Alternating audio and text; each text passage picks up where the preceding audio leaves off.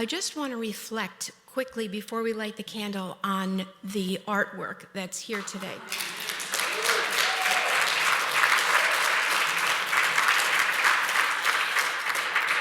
And it's great, right? Normally I don't bring anything up or anything to attention, but there's something that you can't see from where you are, and I just want to give that a shout out. Up here, there are a number of issues that are on the flat part of the baptismal, and they're looking up. And all we see, perhaps school violence, war, cancel culture, body shaming, mental health stigma, misinformation. There's so many. I invite you to come up and see after worship today, and then also to participate in Theology of the Eyes when we talk about the art in general. But I do want to bring to one thing. This love, there's on the top of this, it looks like a piece of glass and it's been shattered.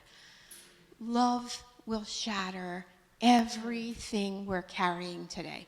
And I want us to be able to go into worship knowing that no matter if you're hurting or hopeless, in pain or grief or whatever you're worrying about today, love can shatter all and heal. This reading today is from Luke 6:13 and then 17 through 38. When Jesus called his disciples and chose 12 of them, who he named apostles. And Jesus came down the mountain with them and stood in the plain, with a great crowd of his disciples and a great multitude of people from Judea, Jerusalem, the coast of Tyre and Sidon, which came to hear him, and to be healed of their diseases. And those who were troubled with unclean spirits were cured. And everyone in the crowd was trying to touch him, for that ability came out of him, and he was restoring them all. Then he looked up at his disciples and said, "Blessed are you who are poor, for yours is the kingdom of God. Blessed are you who are hungry now, for you will be filled.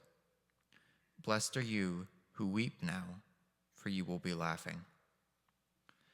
Blessed are you when people hate you, and when they exclude you, and revile you, and defame you, calling you evil on account of the Son of Mankind. Rejoice on that day, and leap for joy. Behold, your reward is great in heaven, for that is how their ancestors treated the prophets.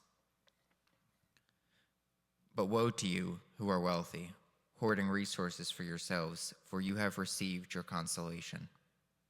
Woe to you who are full and satisfied now, for you will be hungry. Woe to you who are laughing now, for you will mourn and weep. Woe to when everyone speaks well of you, for that is how their ancestors treated the false prophets. But I say to you who are listening, love your enemies.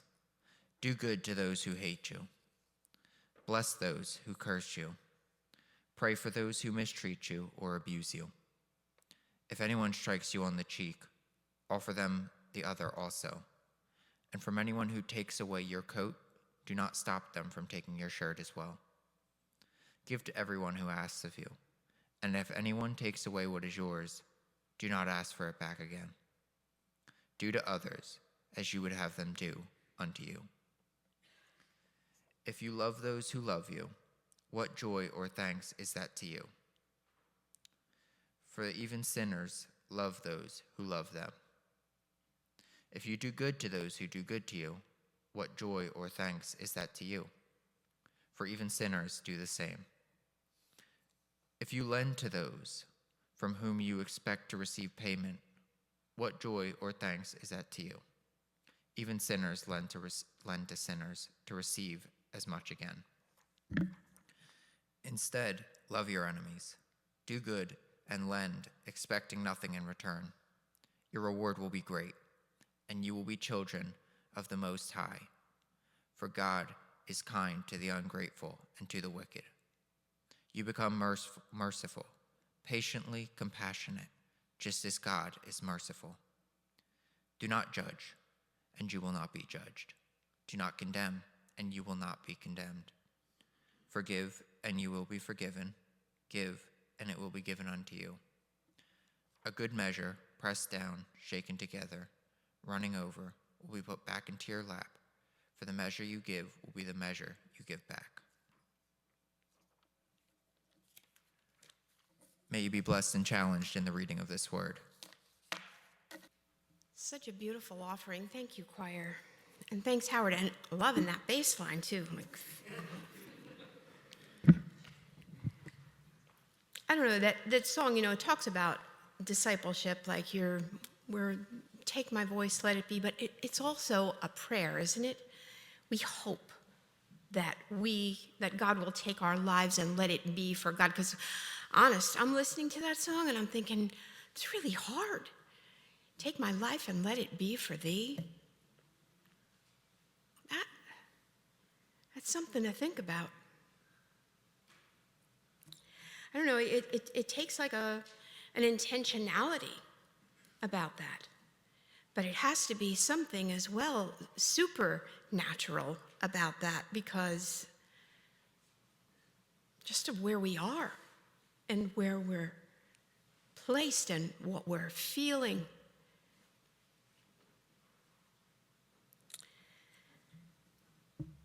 Sometimes I don't know what, or if we're even aware of the song that comes out of us. Do we see ourselves? This Lent, we're starting a new series, reflection time. Lent is, we're supposed to look inward and find out where we are with God, and look always to the journey of God and see where are we on the road to discipleship. This introspection, but also outward noticing of God. We're cognizant of the invitation of Christ that comes to us daily. The calling of the disciples is the same as the calling for us. Follow me, follow me. Follow me in this radical, revolutionary movement. Follow me to the place where you are living your life for God. Follow me on a movement that could still change the world.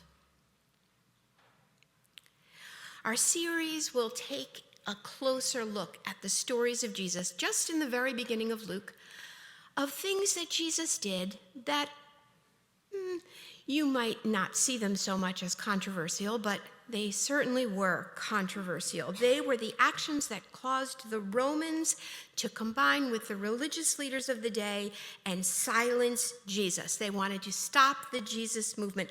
Seemingly simple, loving words, deeds, prayers, stories, gifts, actions so liberating, so life-giving, that they became a threat to the systems and to the people in power, corrupt as they were.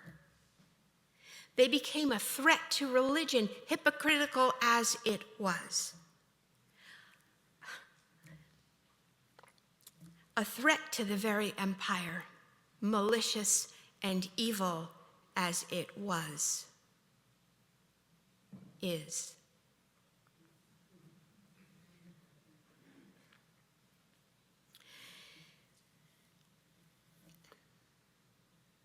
When a society is without mercy,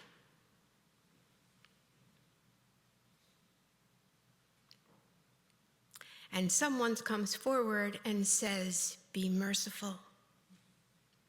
Blessed are you when you are merciful, as God is merciful," that voice will be silenced. You can bet on it. When a movement becomes so large and so powerful that it threatens the stability of the government, that movement will be challenged and cut off. You can count on it.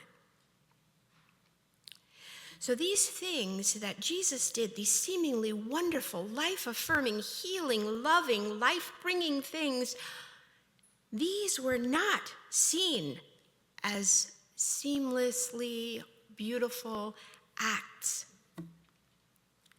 These were the things that led to his betrayal and his arrest and a trial to where some of those very same people were yelling, "Crucify, crucify." What plan is so radical? What love plan is so disdainful that people don't want to receive it?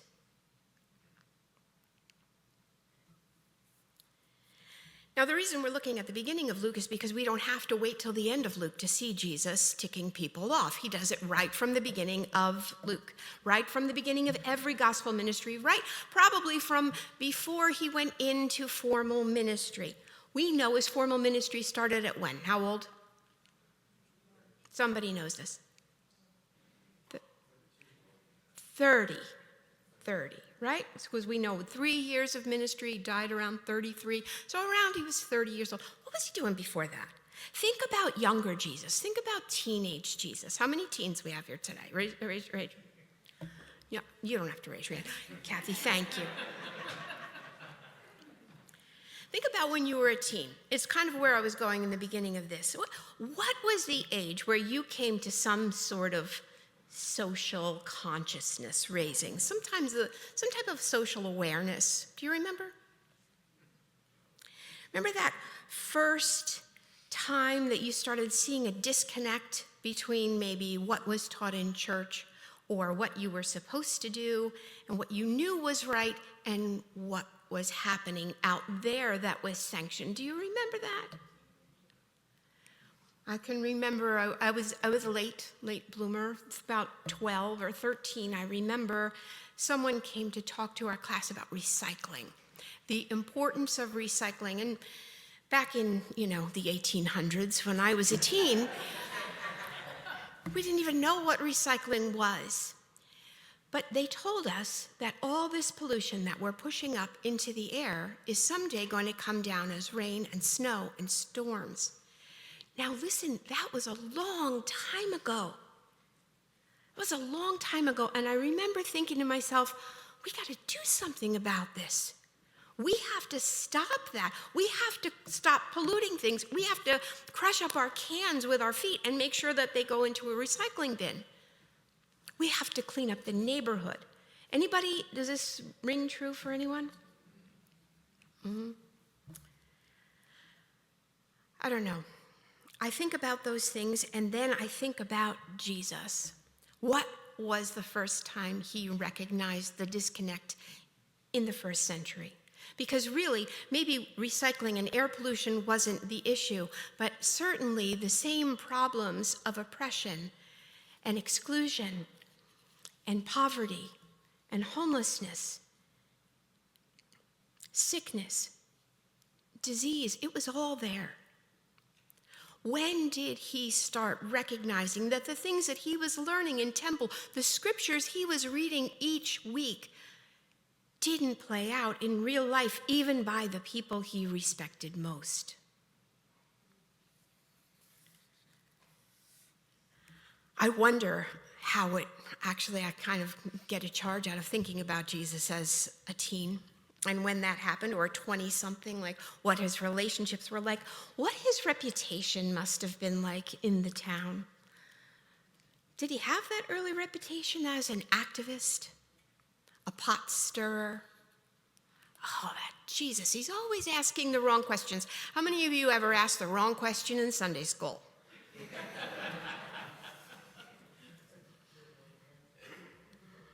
I expect he had quite a name for himself before his ministry began, that formal ministry. I expect most of the town knew what he believed.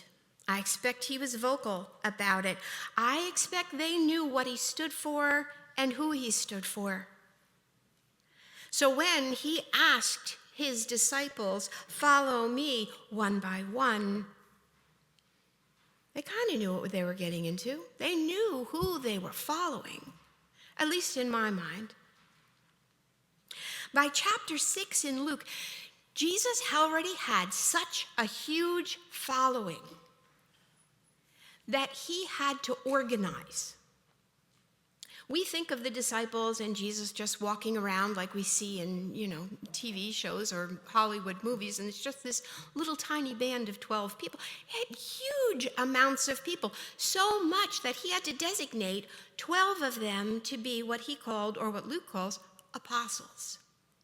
Different from disciples. Disciples are followers. Apostles, truth tellers, it is your job to go out now and do the same. They were going to carry the ministry when Jesus wasn't there anymore. At the beginning of that chapter, like any good leader, Jesus tells them in front of people, here's your apostles, these are your leaders, and he's healing people, and he's making sure that people are taken care of. And then he does something really interesting. He gets everyone on the side of this mountain, or wherever they were, on the plain, which is kind of a flat place, and he gives them a speech. A sermon on the mount is what we know, even though it's really sermon on the plain in Luke. Doesn't matter. He preaches to them, but I'm telling you, it is so much more than a sermon that he preaches. Jesus reminds them who they are, what they're to do, gives an overview of the mission and vision of the ministry. He outlines for them the ministry plan. Here it is. Here's what we're doing. Why would he feel the need to do this? They already had followed. The ones who hadn't followed had received healing. So they were kind of in. You can walk again. You're kind of in, right? He had already been healing and casting out demons, performing miracles, even preaching in the temple that the law was fulfilled through him. Why the need to spell it out? I can't speak for Jesus, so I honestly don't know. This is what I surmise. I can guess that he needed to spell things out to his followers because by this point, the beginning of the ministry, by this point, they were already not truly grasping. They were following, but misunderstanding, and already misinterpreting how things were going to play out.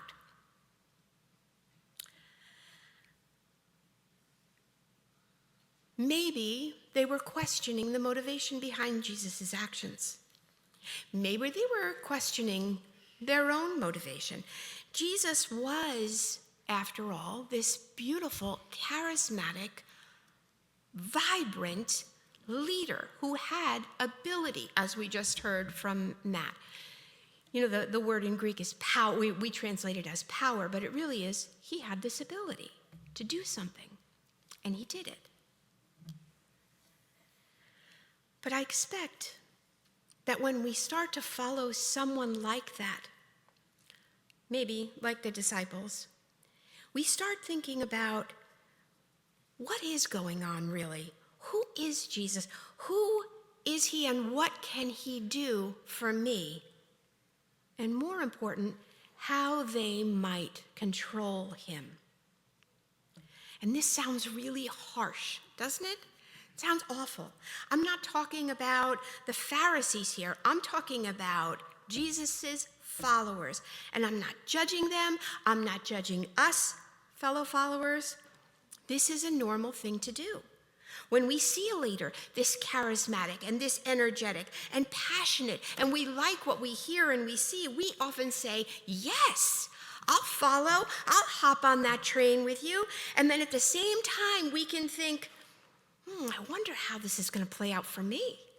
What's in this for me? What am I, my family, my loved ones, my tribe? What are we going to get? How will life for me and mine get better? And then we work to be on the inside of that movement. And I want to be assured of the direction that we think we should go, and that's the best one for us. I want to be able to be trusted enough to sway that movement when necessary. Does this ring true for anybody but me? I want to be able to protect the movement from going too far, to keep us safe.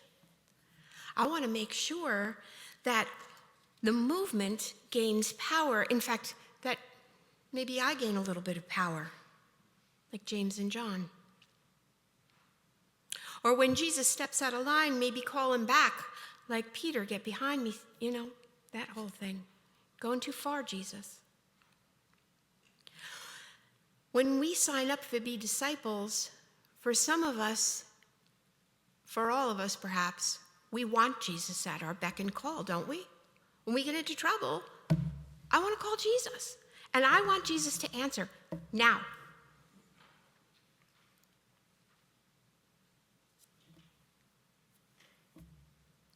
No judgment. It's human. In fact, Jesus knows how human we are. Jesus knows that that's what we think. Jesus knew when the disciples were talking about who's the greatest. Jesus understood and gave Peter a firm rebuke when he said, don't tick them off. You're going too far. Disclaimer, not even a disclaimer. I'm just going to put an aside out here right now. You might have been thinking these things. You might still think these things. You might not ever admit to thinking these things. You might be the most selfless, giving, self-emptying, righteous person in the entire world. And if you are, please come and see me because I need to be your best friend. But honest, it's so hard because this is what we're taught to do. This is why there's a wrong question to ask in Sunday school. This is why we're taught to be good and stay in line. This is why we're taught that we should pray to become closer to God so that we won't do the wrong thing anymore. If we can be close to God, if we can pray. I remember listening to a preacher talk to us about a group in, I guess they were Peru, and they were in Peru on the side of a mountain. And the message to those people was, if you will just pray hard enough, God will send rain. God will send healing. God will restore your tribe. It's mortifying, but this is what we're taught. If we're close enough to God, God will give us what we want. Jesus is saying, we come and we get to be disciples, and we say yes. This is not what we're saying yes to. Our reward is not what the world thinks is a reward. We're going to be reviled. We're not going to be liked. We're going to be hated. We're going to be talked about. Why? For doing love, for being love, for emulating love, for shining light on things that are the darkest places in the world. We shine light, and people don't want to see it. It knocks things on their head. Luke, this entire Gospel of Luke, and I'm glad we're today. I feel like I'm kind of breaking ground for this thing. But where we're going to go with it, you're going to see it over and over. Luke turns the world on its head, upside down. Everything we think will keep us secure will not keep us secure. What we're taught to value is not what we value. Did you hear those words Matt read? If we just gave a sermon just those words,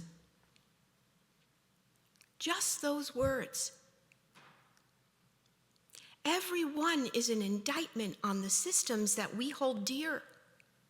Every one is against what we think is supposed to happen. We've bought into corrupt, broken systems as a society. And I know we talk about this all the time. We think that the systems will keep us safe. We think that if we have the right government in power, then we'll get what we want. We don't get what we want from the government. Government is government. Government is empire. The empire is, what did we say in the beginning? Out for its own gain. Power, greed, security maintained by violence. We are not of the government. As Christians, we are a movement of radical inclusivity and love, of reconciliation and healing. That's it. That's it. We don't lend with the intention of getting things back. If somebody comes for our coat, Jesus says, we don't even stop them from taking our shirt as well. Those are hard words to hear.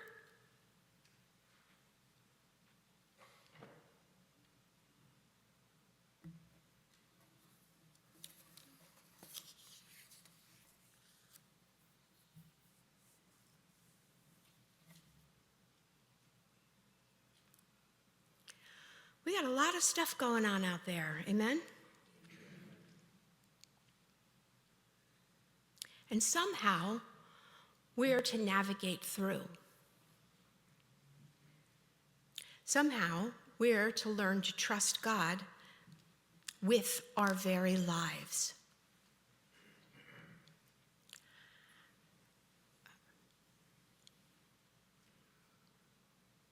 How to even begin to do that? To not resist evil with evil. To not return violence with violence. Only do good, only love. And I get it. I get how hard it is.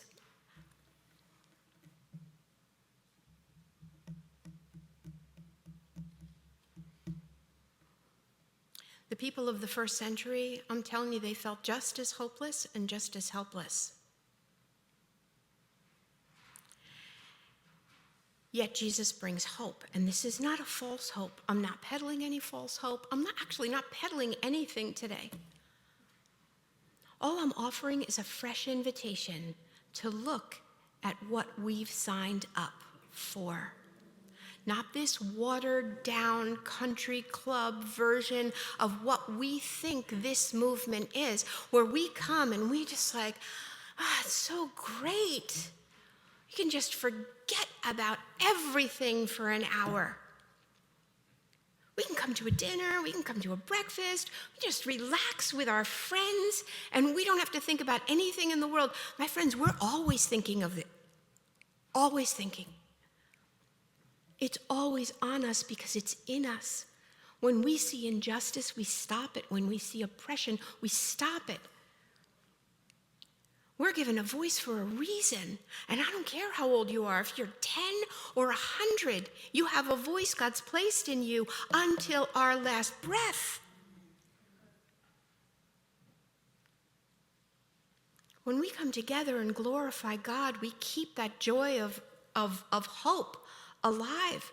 Not hope in ourselves, not hope that we're going to be able to fix it, not hope in some government that's going to be able to fix it for us. Hope in God, hope through Christ.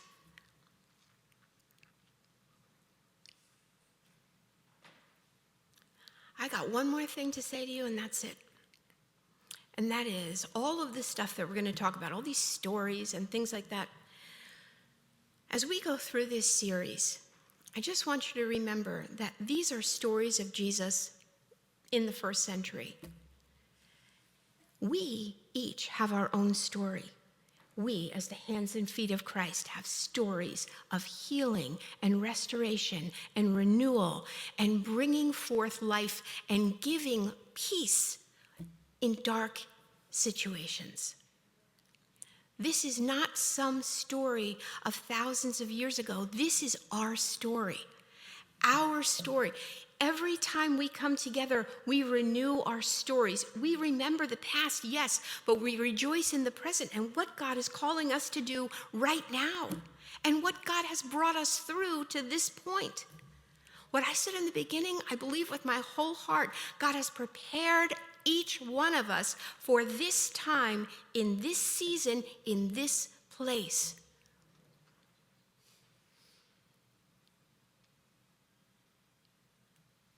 I'm so glad. I'm so glad. I love each of you so much. I wouldn't want to do this with anybody else. Amen? God bless you. Hey, I get it, right? Maybe you're thinking, I'm not ready to have my other cheek struck when one's struck. I don't want to offer anybody on my other cheek. I don't want to do this. It's too hard. I can't forgive the people who have abused me. I can't be and pray for my persecutors. I can't pray for the ones that are so ugly to me right now that I can't even think about them without getting viscerally ill. I get it.